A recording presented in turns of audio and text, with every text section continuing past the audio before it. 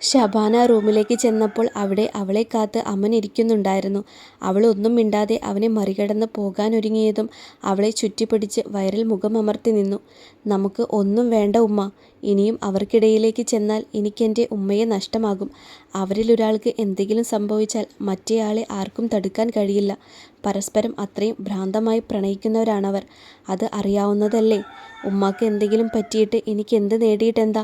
ഞാൻ ഇത്തയെ സഹായിച്ചതിന് എനിക്ക് പകരം കിട്ടിയതാണ് ഉമ്മയുടെ ജീവൻ. മതിയാക്കിക്കൂടെ ഉമ്മ എല്ലാം?" അമൻ്റെ കണ്ണുനീർ അവളിൽ പതിക്കുമ്പോൾ അവളുടെ മനസ്സ് ഒരു വീണ്ടുവിചാരത്തിന് തയ്യാറെടുക്കുന്നുണ്ടായിരുന്നു.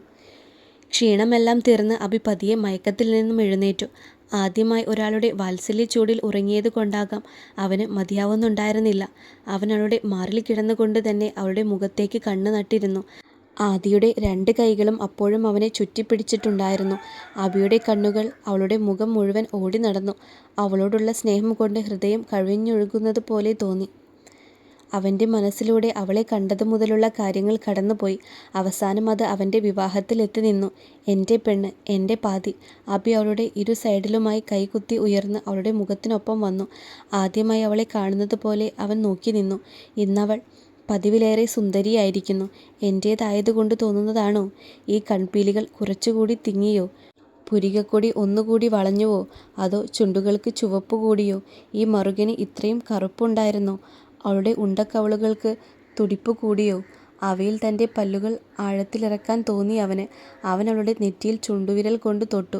അവിടെ നിന്നും അവളുടെ പുരികക്കൊടികൾക്കിടയിലൂടെ അരിച്ചിറങ്ങി കൺപീലികൾ തഴുകി മൂക്കിൻ തുമ്പിലൂടെ ചുണ്ടുകളിൽ എത്തി നിന്നു. അവൻ ചുണ്ടിനു ചുറ്റും ആ വിരലിനെ ചലിച്ചപ്പോൾ ഇക്കിളിയായതുപോലെ ഉറക്കത്തിൽ അവളൊന്ന് മുഖം വെട്ടിച്ച് അവളുടെ ചുണ്ടുകൾ ഒന്ന് നുണഞ്ഞു. അഭി അത് പ്രതീക്ഷിച്ചിരുന്നില്ല. അവളുടെ നനഞ്ഞ ചുണ്ടുകളിൽ നിന്ന് അവന് കണ്ണെടുക്കാനായില്ല. അവൻ്റെ തൊണ്ടയിലെ വെള്ളം വറ്റി. ശരീരം മുഴുവൻ ഒരു ചൂട് പടർന്നു കയറി.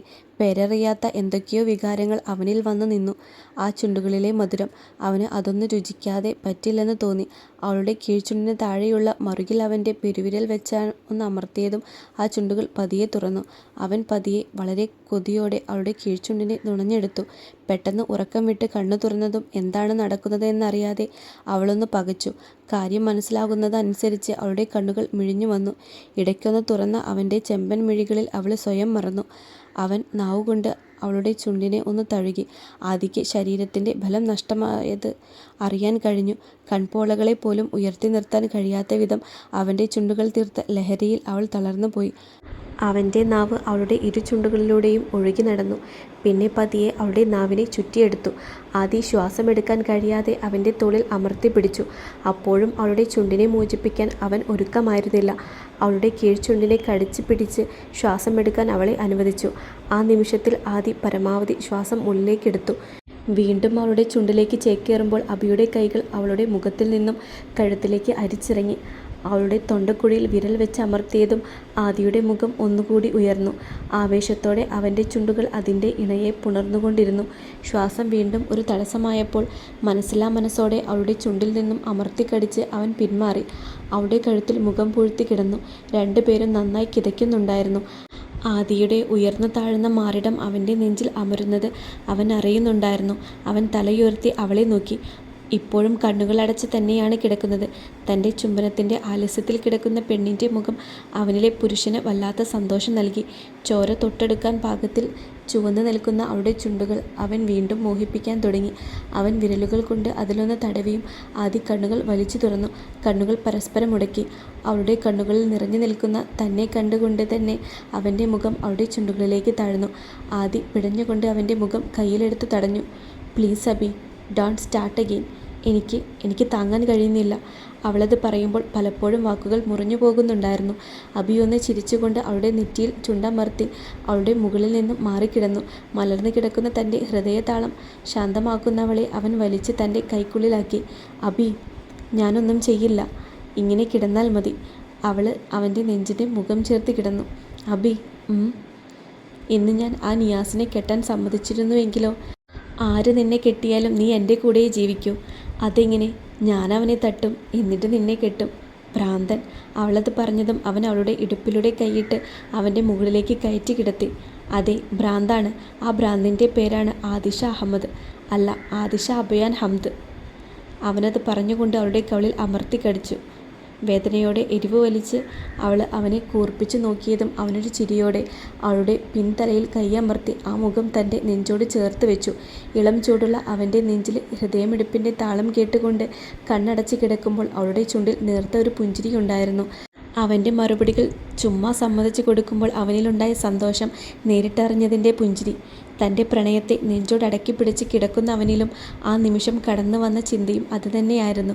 താൻ ഒരിക്കലും ചിന്തിക്കാൻ, സങ്കല്പിക്കാൻ പോലും ആഗ്രഹിക്കാത്ത, മനഃപൂർവ്വം ശ്രമിക്കാത്ത കാര്യം. ഇപ്പോൾ അതിനുള്ള ധൈര്യമുണ്ട്. കാരണം ഇന്നിവൾ എൻ്റേത് മാത്രമാണ്. ഒരുപക്ഷെ അവൾക്ക് ഞാൻ അല്ലാതെ മറ്റൊരു പ്രണയം ഉണ്ടായിരുന്നുവെങ്കിൽ, അതല്ലെങ്കിൽ എന്നെ ഒരിക്കലും ഒരു പങ്കാളിയുടെ സ്ഥാനത്ത് കാണാൻ കഴിയില്ലായിരുന്നുവെങ്കിൽ, എന്നെ പ്രണയിക്കാൻ സാധിക്കില്ലായിരുന്നുവെങ്കിൽ. ആ ചിന്തയിൽ പോലും അവൻ്റെ ശരീരം ഒന്ന് വെട്ടിവിറച്ചു. കൈകൾ അവളുടെ ശരീരത്തിൽ മുറുകി. അവന് മുകളിലായി കിടക്കുന്നവൾ അവനിൽ വന്ന മാറ്റം അറിയുന്നുണ്ടായിരുന്നുവെങ്കിലും ആ സമയത്തെ അവൻ്റെ ചിന്തകളെ അറിഞ്ഞെന്ന പോലെ ഒന്നും മിണ്ടാതെ അവൻ്റെ നെഞ്ചിലേക്ക് ഒന്നുകൂടി ഒതുങ്ങിക്കൂടി. അവൻ്റെ ചുണ്ടുകൾ അവളുടെ നെറ്റിയിൽ പതിഞ്ഞു. ആ നിമിഷം അവൻ്റെ ഉൾമനസ്സ് അറിയാമായിരുന്നു, ആദി തന്നെ സ്വീകരിക്കാനുള്ള അവളുടെ തീരുമാനം ഒന്നുകൊണ്ട് മാത്രമാണ് ഇന്ന് തൻ്റെ പ്രണയം സാഫല്യമായത് എന്ന്. തന്നോട് ക്ഷമിക്കാൻ, തന്നെ പ്രണയിക്കാൻ എല്ലാം അവളുടെ തീരുമാനമാണ്. ഇല്ലായിരുന്നുവെങ്കിൽ എനിക്കൊന്നും ചെയ്യാൻ കഴിയുമായിരുന്നില്ല. എത്ര വാശി പിടിച്ചാലും അവളെ സ്വന്തമാക്കാൻ സാധിക്കില്ല. തൻ്റെ വാശിയോ ശക്തിയോ അവൾക്ക് മുന്നിൽ ജയിക്കില്ല. ആരേക്കാളും കൂടുതൽ തനിക്കറിയാം. എങ്കിലും തൻ്റെ ജീവിതത്തിൽ അവളില്ലായ്മയെ അംഗീകരിക്കാൻ കഴിയാതെ താൻ മനഃപൂർവ്വം മനസ്സിൽ കുഴിവെട്ടി മൂടിയ സത്യം. അവൻ്റെ ചുണ്ടുകൾ അവളുടെ നെറുകിൽ ഒന്നുകൂടി അമർന്നു. ഇപ്രാവശ്യം നിർവൃതിയിൽ ഈറനണിഞ്ഞ കണ്ണുകളുടെ അകമ്പടിയോടെ അവൻ്റെ ചുണ്ടുകൾ പതിയെ മന്ത്രിച്ചു. Thank you for choosing me Adi. അതിന് മറുപടി എന്നോണം അവൾ അവൻ്റെ നെഞ്ചിൽ തൻ്റെ ചുണ്ടുകൾ ആഴത്തിൽ പതിപ്പിച്ചു. രാത്രി അവർ അവരുടെ വീട്ടിലേക്ക് തിരിച്ചു. പോകുന്ന വഴി അവർ ഹോസ്പിറ്റലിൽ ഇറങ്ങി. ഇമ്രാൻ്റെ കൈക്ക് പൊട്ടലുണ്ട്. വിനുവിന് തലയിൽ ചെറിയൊരു മുറിവാണ്. എന്നാലും അവൻ പോയില്ല. ഇമ്രാൻ്റെ കൂടെ തന്നെ നിന്നു. നാളെ ഡിസ്ചാർജ് ആയാൽ അവരുടെ വീട്ടിലേക്ക് പോകും. അവരെ കണ്ടപ്പോൾ തങ്ങൾക്ക് വേണ്ടിയാണ് അവരിതെല്ലാം അനുഭവിച്ചത് എന്ന കുറ്റബോധം രണ്ടുപേരിലും നിറഞ്ഞു. അത് മനസ്സിലാക്കിയ ഇമ്രാനും വിനുവും അവരെ പറഞ്ഞു സമാധാനിപ്പിച്ചു. ഞങ്ങൾക്ക് ഒരു കുഴപ്പവുമില്ല.